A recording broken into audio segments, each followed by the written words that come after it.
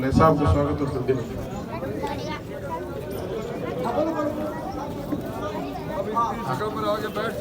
अब मैं निवेदन करूं आदरणीय राठौड़ साहब का कि आप मंच में अपना स्थान ग्रहण करें।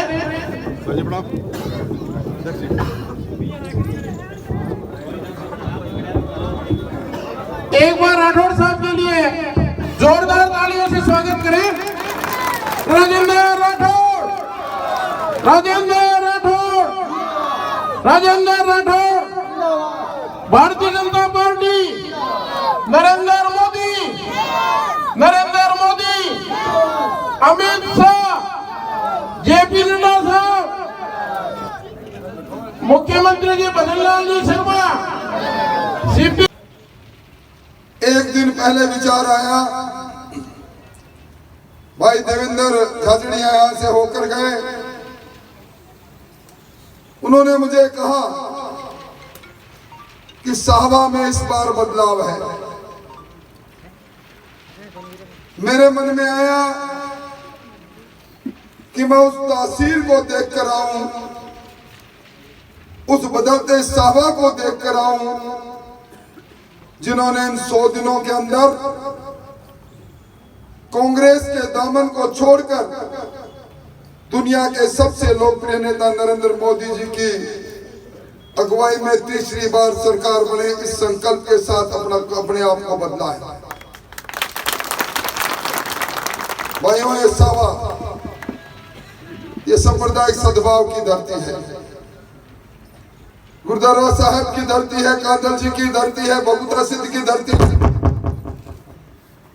और मैं समझता हूं कि यहाँ के लोग निश्चित तौर पर समझदार होंगे। मैं पिछले चुनाव की चर्चा नहीं करना चाहता। वो चुनाव राजस्थान की हुकूमत बनाने का चुनाव था। उस चुनाव में कई प्रकार की बातें चली थी। आपके मन में भी कई प्रकार के ऐसे सवाल थे जिन सवालों का उत्तर मैं दे नहीं पाया था। और इस सभा में मुझे लगभग 1200 वोट कम मिले। पर मैं जब आपके पास आया हूं, उस समय राजस्थान के अंदर डबल इंजन की सरकार काम कर रही है, भजनलाल शर्मा की सरकार काम कर रही है। इन 100 दिनों के अंदर जो बातें आपको कह कर गए थे, आपके हमरा होने की बात कह रहे थे, उनकी शक्ल आपने देखी नहीं, अब जरूर देखोगे। मैं तो आपसे इतना निवेदन करने आया हूं, ये चुनाव देश का चुनाव है। यह चुनाव हिंदुस्तान के मान और सम्मान का चुनाव है। दुनिया की नजर लगी है, क्योंकि इन 10 वर्षों में मोदी जी की अगुवाई के अंदर हिंदुस्तान की तस्वीर और तकदीर को हमने बदलते देखा है। हर किसान के खाते में बिना मांगे किसान सम्मान निधि पहुंचनी चालू हो गई। किसान को सुरक्षा चक्र मिला, फसल बीमा का। यह दिगर बात है, पिछली सरकार की सरपरस्ती में कंपनियों ने जो घोटाला किया वो अब सामने आ रहा है।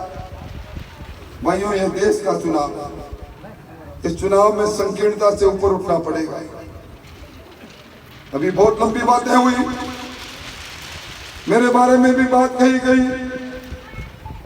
मैं तो परसों उनके नामांकन की रैली में उनके भाषण सुन रहा था। मैं उम्मीद कर रहा था कि हमारे पाले पोसे राहुल जी दूसरे राहुल जी के पास गए हैं।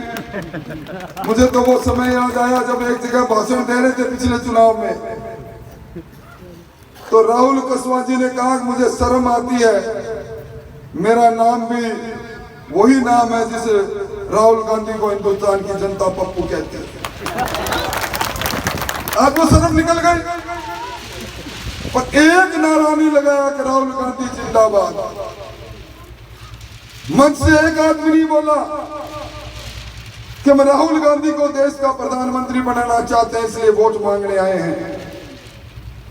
हम छाती ठोक कर कहते हैं, जिन्होंने इस देश को विश्व के शैक्षिक पर ले जाकर खड़ा कर दिया, भारत की पताका ऊंची से ऊंची होती चली गई, हम उन नरेंद्र मोदी जी को प्रधानमंत्री बनाना चाहते हैं। बोलो ना, विजन की बात बोले, क्या एजेंडा है? मोदी जी ने तो कहा कि अब भारत की अर्थव्यवस्था 5वीं बन गई, मेरे तीसरे कार्यकाल में वो तीसरी बनेगी। उन्होंने तो ये कहा है, हिंदुस्तान दुनिया का सरमोर बनेगा। उन्होंने तो ये कहा है कि मेरे तीसरे कार्यकाल में कोई घर ऐसा नहीं बचेगा इस देश में जिसके सर पर छत नहीं होगी, घर में प्रकाश नहीं होगा, मीठा पानी नहीं होगा, हर किसी को इलाज के लिए दर दर भटकना नहीं पड़ेगा। पर कांग्रेस को कोई पूछे बोले, बड़ी लंबी चौड़ी बात कही थी। आज वही राहुल जी जो कभी मुझे अंकल कहा करते थे,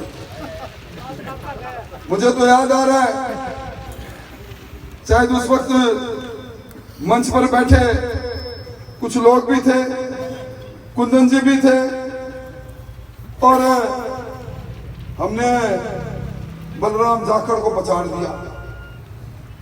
जीत के राम सिंह जी को छोड़ने गए राजगढ़ में, कमला जी आरती लेकर कुमकुम लगाने के लिए खड़ी थी। मैंने कहा, देखो बलराम जाखड़ को पछाड़ कर आए, तिलक करो। उन्होंने कहा, इनका नहीं, पहले मैं लक्ष्मण का तिलक करूंगा।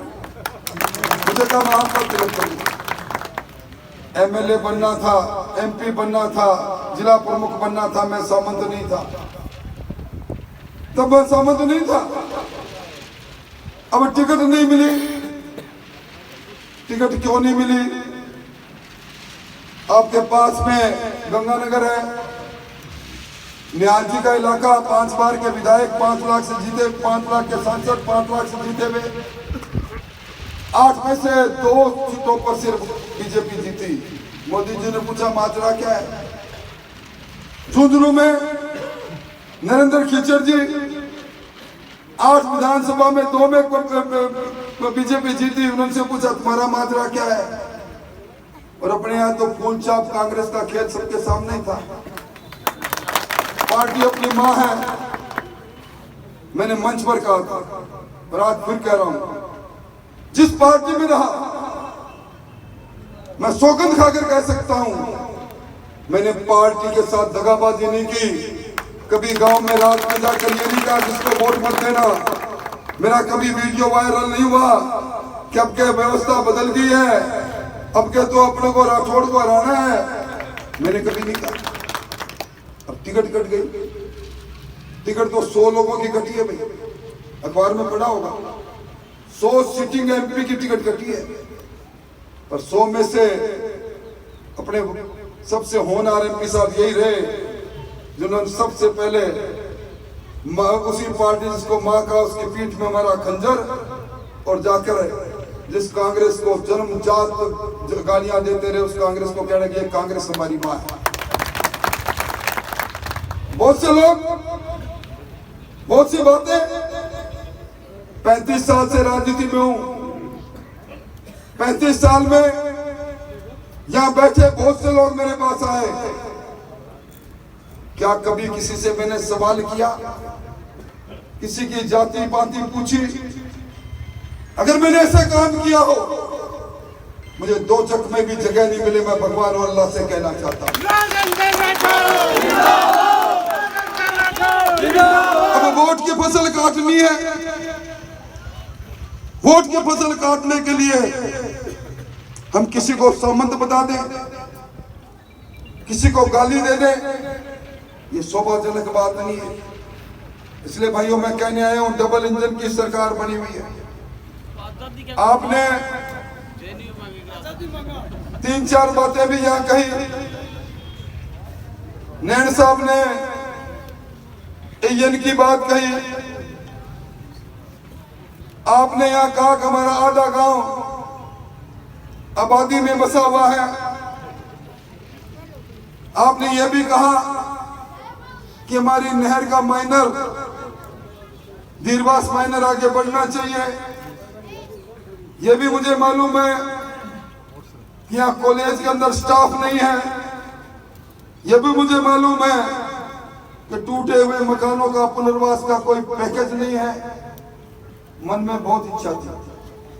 मैं सच्ची कहता हूँ, सांझ का समय, देवी देवताओं के मिलने का समय है, मन में बहुत अभिलाषा थी।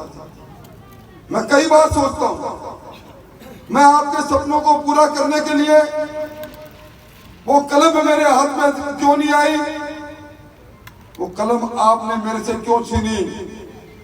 ये अनुत्तरित सवाल बार बार जहन में उठता है।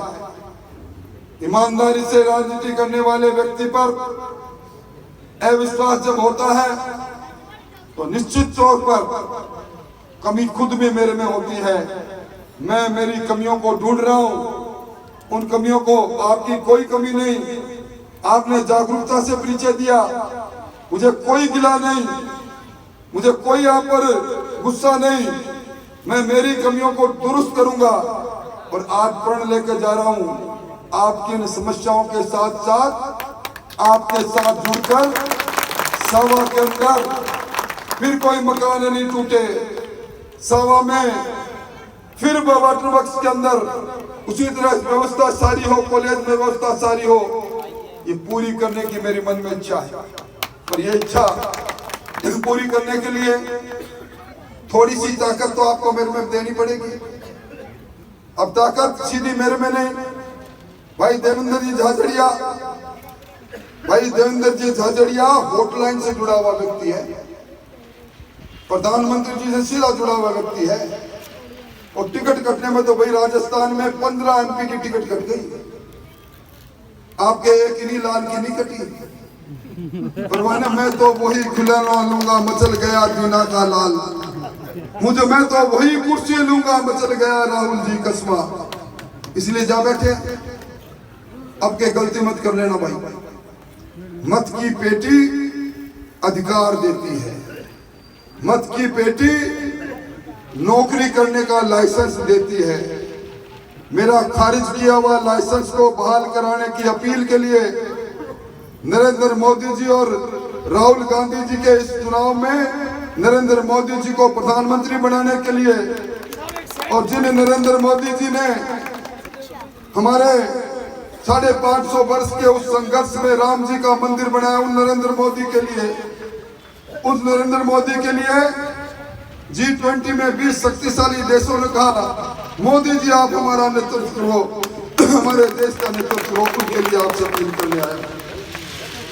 इसलिए भाइयों, इस चुनाव में और दूसरे चुनाव में फर्क महसूस रखें। और मैं तो कार्यकर्ताओं से भी कहूंगा, उठाव बड़ा जोरदार।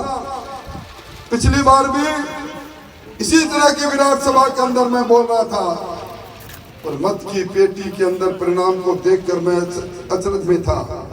इस बार इस देश के सम्मान के चुनाव में, देश के मान के चुनाव में अगर छोटी संकीर्णता से हम उठ नहीं पाए तो एक बार फिर आप अपने सेवक को एक बार और कमजोर कर दोगे।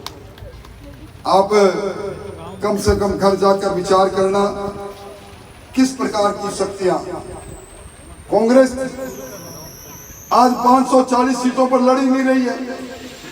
कांग्रेस की हालत क्या है? आज कांग्रेस के बड़े बड़े नेता टिकट छोड़कर भाग रहे हैं। आपने अखबार में पढ़ा होगा, राजसमंद में टिकट दी, उम्मीदवार ने कहा विदेश में बैठा हूं, क्यों टिकट दी, टिकट अपनी वापिस लो। जयपुर में टिकट दी, सुशील शर्मा जी टिकट लेके नेताओं के घर पहुंच गए, ये टिकट अपने पास रखो। खचरेवास जी को टिकट दी, वो कह रहे हैं कि भारतीय जनता पार्टी मजबूत है। अशोक गहलोत जी का कहा लड़ो, शहीद मैं नहीं होऊंगा, मेरा बेटा दूसरी बात शहीद हो जाए तो कोई बात नहीं। सारे कतरा रहे हैं और रोज आप अखबारों में देख रहे हो कांग्रेस के नेता भारतीय जनता पार्टी का दामन पकड़ रहे हैं। ऐसे में मुझे इस बात की तकलीफ है यहाँ बहुत से लोगों ने कस्बा परिवार के साथ काम किया। हम तो सोच रहे थे कलवान परिवार होगा, डूबती नाव में जा चढ़े और अब आजादी की बात कर रहे हैं। हमें आजादी चाहिए, तो आजादी के लिए तो भी आजादी अपने को चाहिए थी। भगत सिंह ने फंदा चूमा था, राजदेव सुखदेव ने अपनी जान दी थी, महात्मा गांधी जी की अगुवाई में आंदोलन हुआ था हिंसक। क्या वो आजादी के उन शहादत देने वालों का अपमान नहीं? हम आजादी का अमृत महोत्सव मना रहे हैं और हमारे सांसद कह रहे हैं आजादी चाहिए। हमारे सांसद कह रहे हैं मैं सामंत हूं। इस सामंत के साथ 35 साल तक इन्हीं गलियों के अंदर, इन्हीं मंचों पर आप अपने कभी चाचा, कभी अंकल, कभी लक्ष्मण, ये अलंकार क्यों कर रहे थे? आज बदबू क्यों आने लग गई? मैं समझता हूं इन सारी बातों का उत्तर एक ही है। देखिए, ऊपर दिल्ली के अंदर नरेंद्र मोदी जी की सरकार बनने वाली है। यहाँ सरकार भजनलाल जी की है। काम हमें करना है, काम इसी माध्यम से होना है, गुमराह होने की आवश्यकता नहीं। मैं पिछली बार की तरह यहाँ मैं कोई दलाली करने नहीं आया, पिछले नेताओं की तरह मैं कोई मंत्री लेने नहीं आया। मेरा तो एक ही संकल्प था कि सावा को, इस धर्मस्थली को, इस छोटी काशी को विकास की दृष्टि से आगे और ले जाएं, और ले जाएं, और ले जाएं। मेरे अरमान समाप्त नहीं हुए।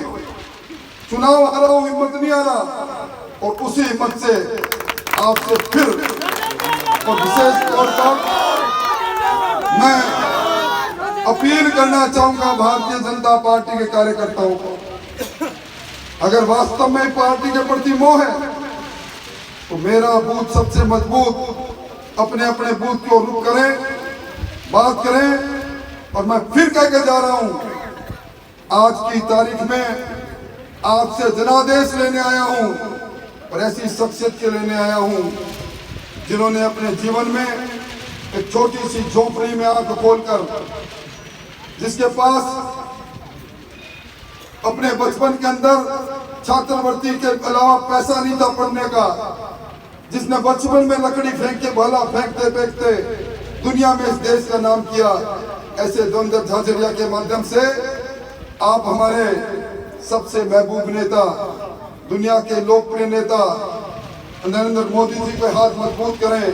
ये वोट नरेंद्र मोदी जी मांग रहे हैं, ये वोट इस हिंदुस्तान की अस्मत का वोट है, इज्जत का वोट है, हिंदुस्तान की तकदीर के लिए। और आप में जितने लोग बैठे हैं, किसी न किसी लाभार्थी योजना से सबके घर में लाभ हुआ है। इस लाभार्थी योजना में गरीब का कल्याण हुआ है, गरीब का जीवन स्तर ऊंचा हुआ है। छोटी छोटी बातें, घर में शौचालय हो, कितनी छोटी बात थी, जनधन का खाता खुले, कितनी छोटी बात थी। इन छोटी छोटी बातों से जिन्होंने जीवन बदल दिया, नौजवान का जीवन बदल दिया। और ये सरकार, भजनलाल जी की सरकार, इस सरकार ने जिन लोगों ने नौजवानों के अरमानों को तोड़ा था, पेपरों को लूटा था, नौकरी लूटी थी, उनको जेल में भेजने का काम किया।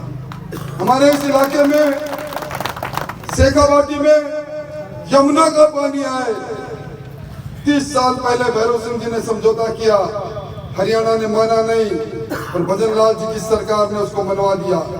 टीआरसीपी की बात मनवा दी, पेट्रोल डीजल के दाम कम कर दिए, 450 में सिलेंडर मिलना चालू हो गया। आपकी पेंशन जो मिला करती थी उसमें 150 की बढ़ोतरी हो गई, गेहूं की एमएसपी में 125 की बढ़ोतरी हो गई।